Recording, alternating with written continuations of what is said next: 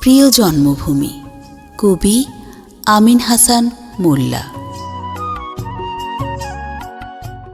সাত সমুদ্র দেব পারি, আকাশপথের যানবাহনে চড়ি। আবার আমি যাব ফিরে তেজপাড়ার ওই ছোট্ট গায়ে। বটতলার ওই ঈদগাহ মাঠে বসব রাত্রিবেলা।